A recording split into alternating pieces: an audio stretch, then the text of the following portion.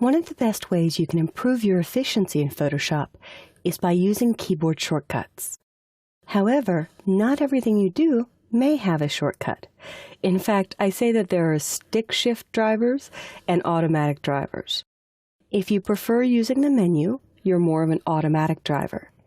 If you prefer using keyboard shortcuts, then you're a stick shift driver, and I can beat any automatic driver out of the gate because shortcuts ultimately will make you faster. Let's take a look at how we can customize Photoshop shortcuts and also see a list of all shortcuts built into Photoshop. If you don't know a way to do something faster and you like a reference, Photoshop has that built in for you. Under the Edit menu, at the very bottom is Keyboard Shortcuts. When you choose Edit Keyboard Shortcuts, on the right you can hit Summarize to export an HTML version of all the shortcuts that exist in Photoshop. I'll click Summarize once, and I'll save it to my desktop. And when you hit Save, Photoshop will launch your default web browser and open up that shortcut list. So let's search this list for a common shortcut, and maybe I don't remember it all the time, so I constantly have to go look it up. I can do Edit Find, and when I do Find, I'll type in leading. And here you see top to top leading, bottom to bottom leading. I'll keep searching and see if there are any more. So that shortcut isn't in the list. Let's look for another one, Image Size. There we are. Image size on the Mac is Command Option I. If you were looking at this on Windows, it would say Control Alt I. So check this out for your most frequently used features to see if it provides a list. I'll close my browser window and come back to Photoshop. There are a few tools and a few features that don't have shortcuts, or a shortcut that I used to use years ago that was stolen for a brand new tool. So I'm going to show you how to reassign them. Here you have the Photoshop factory settings, or out-of-the-box defaults. Over on the right, I can create a new set starting with the defaults and customized for me. I'll click that button and I'll name this Kelly, and it saves it as a keyboard shortcut file. You don't want to change the location where it's saving. It defaults to the proper place. When I hit Save, one of the shortcuts I like to steal back is the Blur shortcut.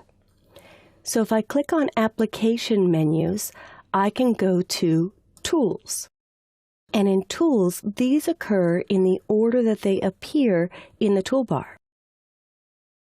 I'll scroll down, and I'm looking for the Blur tool.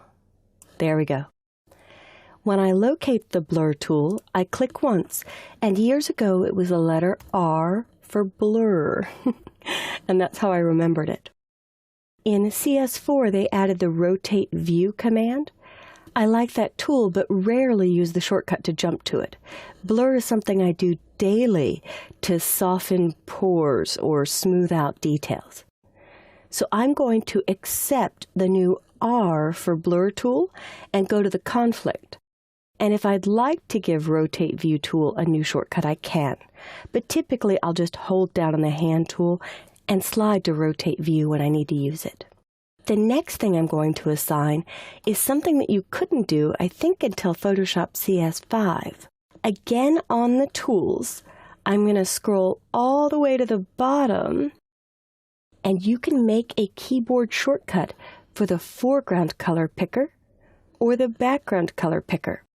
So one letter will bring up the color picker dialog. Now when you assign this, you should choose a letter that isn't reserved for anything else. So if I try to do C for color, C is already used for crop, and I use that almost daily. So I wouldn't want to steal that one. I could try K. Oh, and it looks like K isn't taken for anything. K to pick, if I remember picker, will work. So now I hit OK. And let's say I wanted to do a border along the bottom of this. I could make a marquee selection.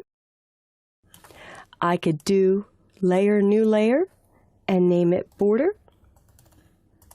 And finally, I can hit the letter K for the color picker, and I could choose a color for that bottom border. Click OK and choose Edit Fill with Foreground Color and hit OK again. I could have also used a shortcut. You'll notice most of the shortcuts are shown to you directly in the menus. Not all are there. So if there's a filter that you use on a regular basis that you'd like to assign a keyboard shortcut to, or if there's a tool that used to use a shortcut that you'd like to bring back, go into Edit, Keyboard Shortcuts, and assign away. Just be cautious to not remove very common shortcuts in case you share machines with someone. So now, on your own, jump into the Keyboard Shortcuts dialog, assign quick keys to panels, tools, or menu items that you use most.